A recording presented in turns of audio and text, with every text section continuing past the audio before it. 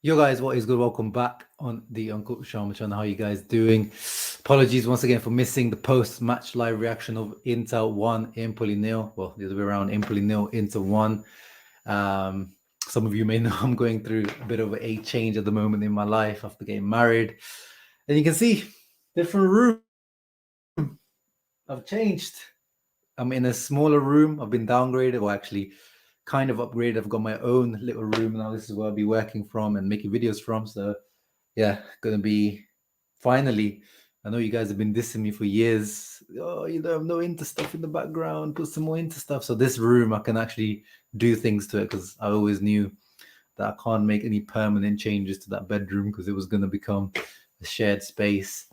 This one, I can do what I want. So yeah, look out for changes coming up in the coming days. I need to sort out all these things logistically and buy some things, but interesting times up ahead. And hopefully, my schedule returns to normal. But yeah, I guess married guys know it's not that easy, and I'm finding it all about. I'm finding out all about it. I'm forgetting English now. But anyway, let's get into away at Empoli. Another win, 5 out of 5. Now it's only Inter and Man City left in the top 5 European leagues, the teams with 100% win record, and the two teams that went to the Champions League final, of course, last season. And Simone Inzaghi joins a very illustrious club. Shouts out to Fede Dimarco for this tweet. I think they took the excerpt from Gazzetta by the looks of it.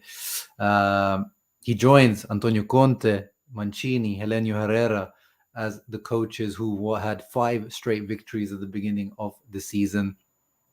But actually, if you're into, history and, luck, as it would say, you could say, it's not actually a good thing because Conte, after doing 5 wins in a row in his first season, ended up second. Mancini ended up fourth, and Helenio Herrera ended up second. So will Inzaghi buck the trend of that 5 wins in a row at the beginning of the season? We hope so. We hope so because we all want that second star more than anything this season. Inter's form is not just about this season. It's actually it follows over from last season. Aside from Inter's 3-1 loss away at Napoli, where we rotated a lot, Inter have won 12 of their last 13 Serie A matches, guys. This is not a coincidence. This Inter is continuing right where they left off from last season, where we saw Inter started to play really, really well. Inzaghi rotated a lot, and that's exactly what's happening once again. One of the most informed teams, not in just Serie A, in Europe in general.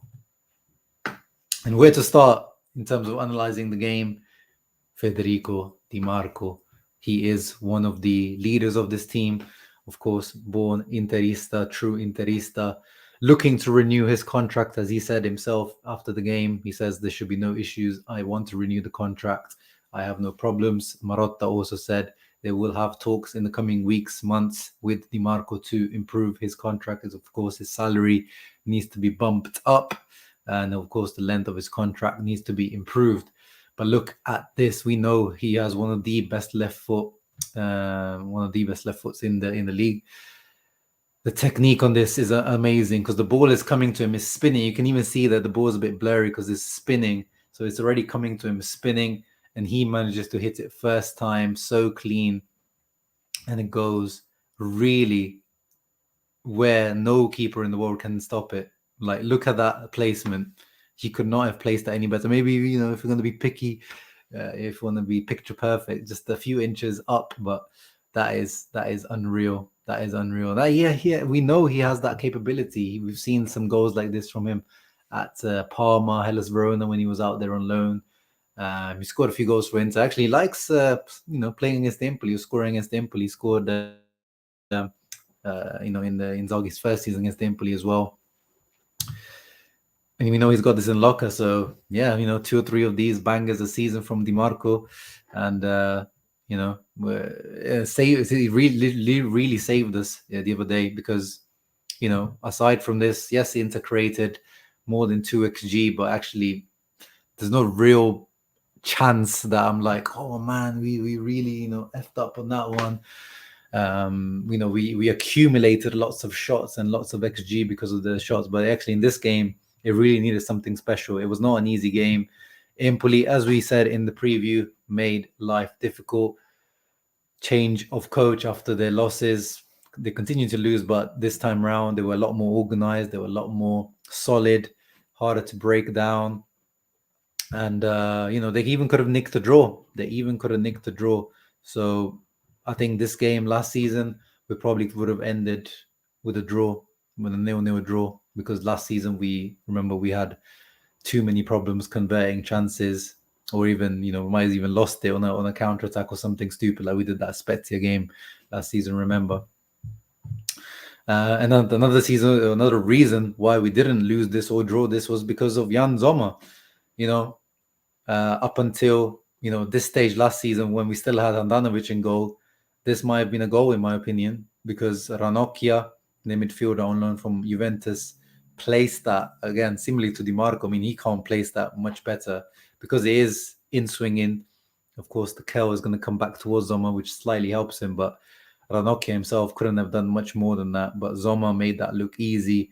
Look how far, like literally, that is the other side of the goal that he comes and saves that from. So another game, Real Sociedad and now Empoli, 2 games in a row where Jan Sommer has come up to be really, really important and saved points for Inter. Here he saved 3 points. Against Sociedad, he saved the 1 point.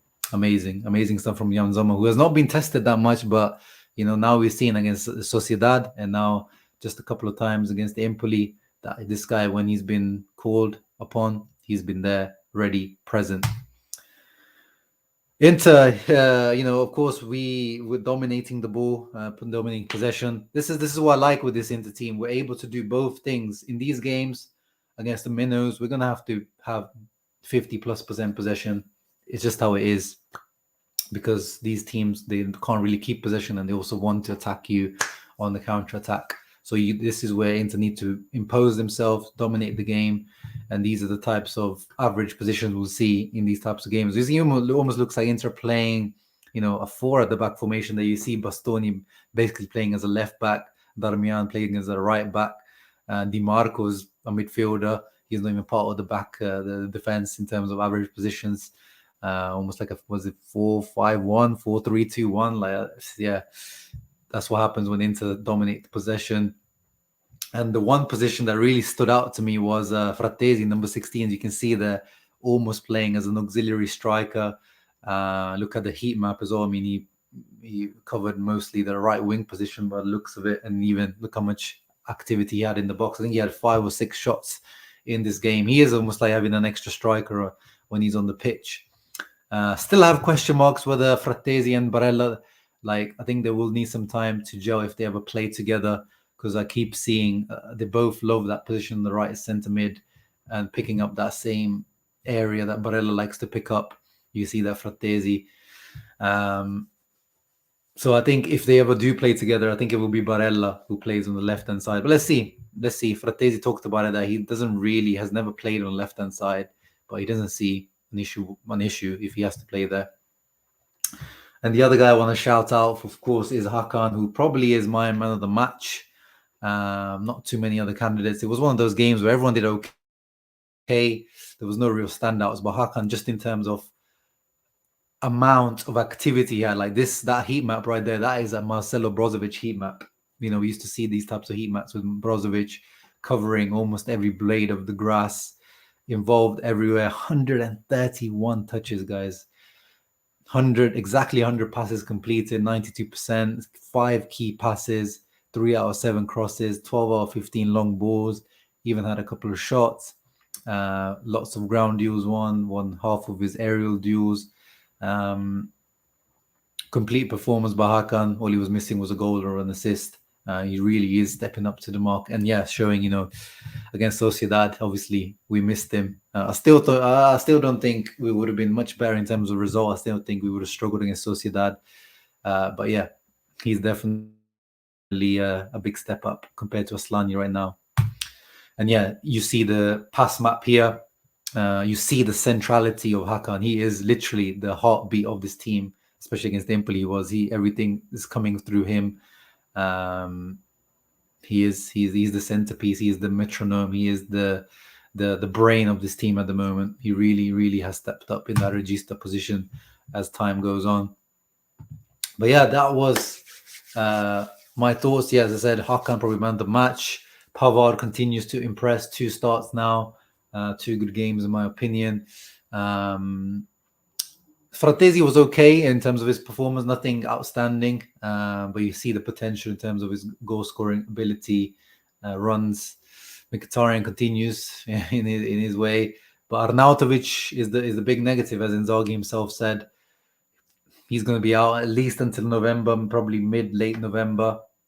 It looks like, a big tear in his hamstring, which, basically what happened to Lukaku last season, kind of, maybe not as bad, but you lose at least 2 months, and then it's going to take him time to get back into the swing of things. This was the fear. When we signed Arnautovic, we talked about this. It wasn't the 10 million fee itself was obviously expensive, but the thing that worried me the most about him, we talked about his temperament, but he's been fine in terms of that until now. But it was his injury record. He missed half of his games last season in Serie A, and it looks like he probably might be on course to do the same again this season. So it was a risky signing. The red flags were right there, and they were there for that reason. And yeah, should Inter have signed Arnautovic? Should they have gone for someone else? Probably, yeah. You could have found, as we said at the time of signing Arnautovic, surely there was another striker out there in terms of cost, wages, that you could have cost you a little bit more in transfer fee, but would have cost you less in wages. Someone out there, someone younger, surely. Better scouting, better decision making there could have been done. But it is what it is. Hopefully he comes back not too late on in the season. We do need him, especially with Alexis still not 100%. Lautaro, we can't use him too much, We know Thuram also has, some injury doubts from over the seasons from his time at Gladbach. So we just got to keep our fingers crossed those two continue. And who's going to play in the place of Arnautovic? Inzaghi has hinted at Klaasen and Sensi potentially playing there. Sorry, Mkhitaryan also playing there. Of course, I do hope to see Mkhitaryan there. I've said it in the past when we signed Mkhitaryan. I'm just surprised that still we haven't seen him much in that role, to be honest. Because, that guy has grown up in his years as a winger / attacking mid / second forward. He can play that role. He has got goals in him. Klaasen, I don't really know. I don't know too much about him. But if Inzaghi sees him there, then yeah. Ideally, I would like to see that 3-5-1-1 with Sensi that we only got to see really one time, with Sensi, having a free role in behind Lautaro, just roaming around all over the place. I would like to see that. But of course, we also need Sensi to be fit, which hasn't happened yet. Cuadrados also looks like we'll miss the Sassuolo match once again. So another one where, I was actually in Cuadrado one. I was pretty happy with the signing, but now it's also looking like physically is this guy dusted now. So let's see what happens in the coming days. You guys let me know down in the comments below your thoughts on Inter Empoli, and see you for the Sassuolo preview tomorrow. Ciao ragazzi, always Forza Inter.